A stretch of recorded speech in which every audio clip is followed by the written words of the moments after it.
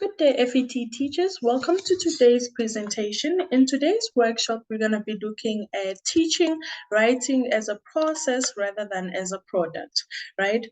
And under today's agenda, we're going to be looking at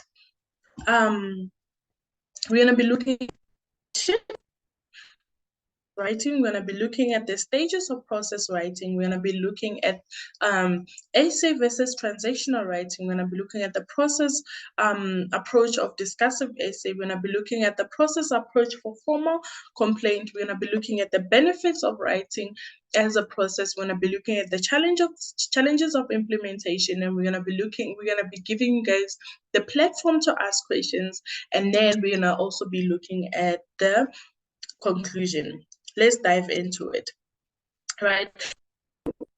For teachers, right, to use writing as a process, since it goes hand in hand with the educational system or the educational curriculum, right? And then it is very important. These are the main reasons why it's very important to teach writing as a process. We're going to be looking at the holistic development, critical thinking. We're going to be looking at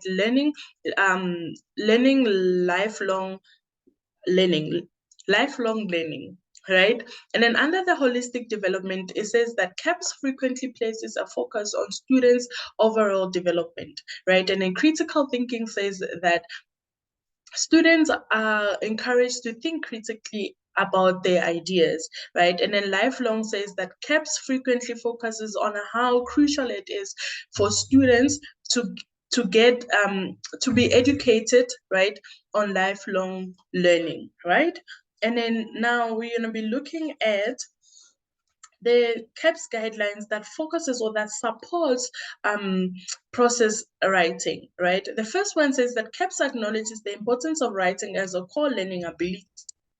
And then the second one says that CAPS promotes the inclusion of writing in variety topics. And then the third one says that CAPS contains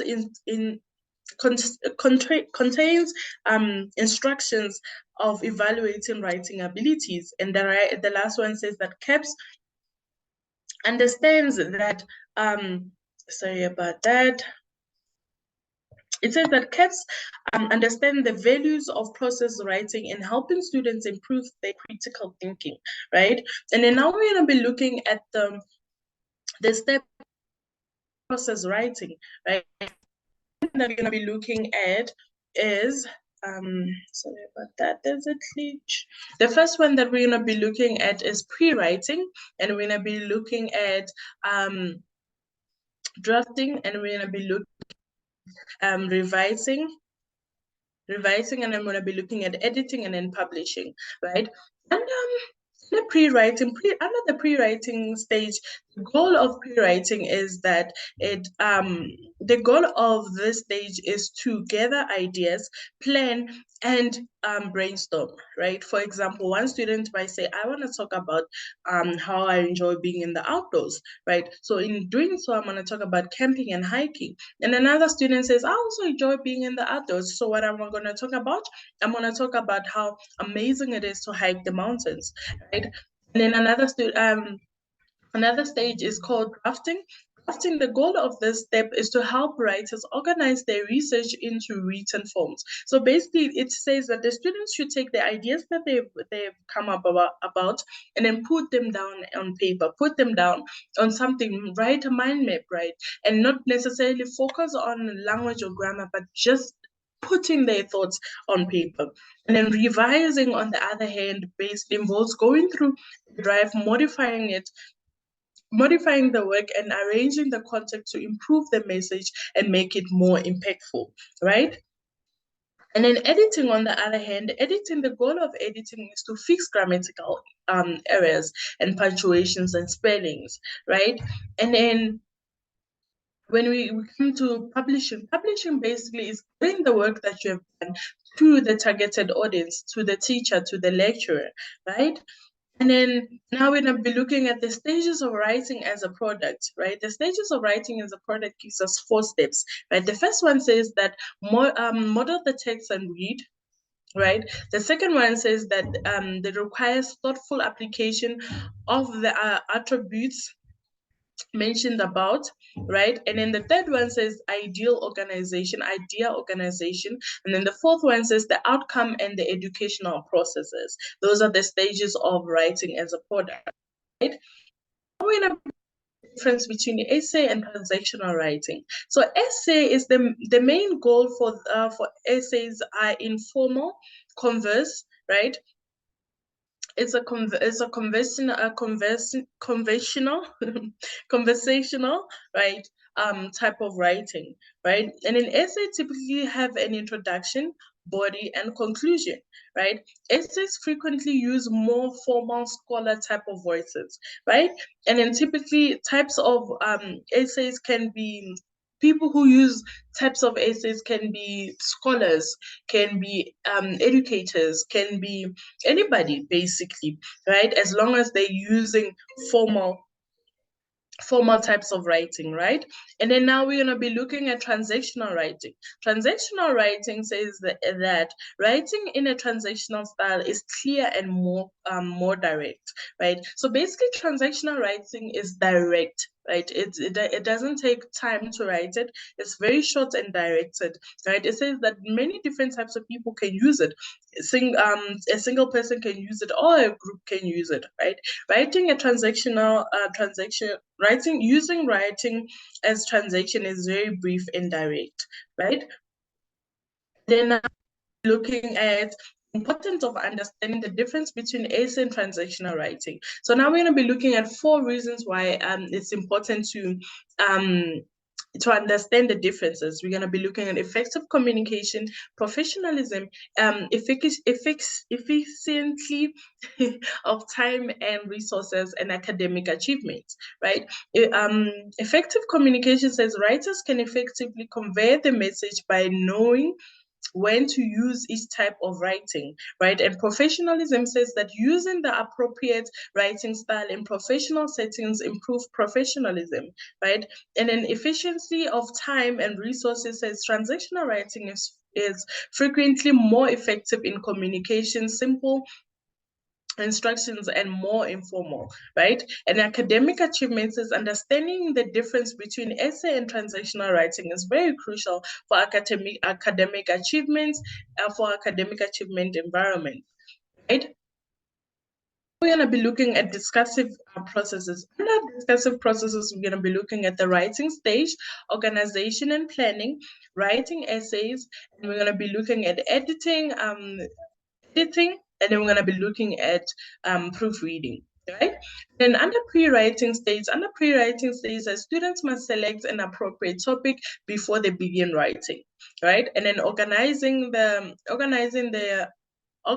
and planning. So under pre-writing basically says that, okay, let's just say students want to talk about load shedding. Okay, they must come up with the idea, okay, no, I want to talk about load shedding, right? And then under organizing and planning, the students need to organize the information, right, and plan how they're going to write the essay. Is it going to be an essay? Is it going to be a transactional writing, right? And then now they must gather their information, right, about load shedding. They must go through the internet. They must go through articles, right? And then writing the essays, writing it down, right? The students can begin writing their discursive essays by following the outline of the template, right? And now when it comes to editing, right, the student should take a break before writing the first draft. So it says that the student should take a break before writing the first draft, right? And then proofreading before turning in the essay, they should read their work first, right? And formal complaint letter.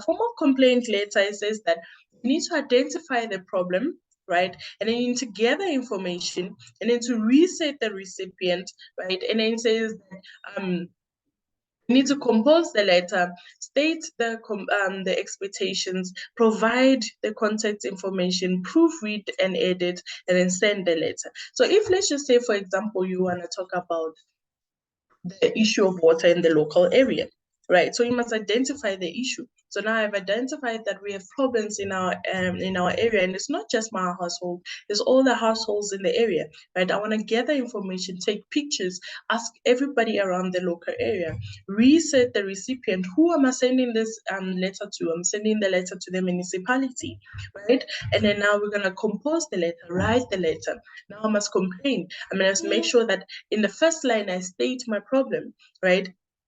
And then I must state the complaint, give a detailed description of the outcome and outcome of the anticipated complaint, right? Provide contact details, right? Write my name, email address, and phone number, right? Proofread and edit. So I must proofread my work before I send it, right? And then send the letter. Send the letter to the municipality via email, via post, or in hand delivery, right? And then the benefit of writing as a process is that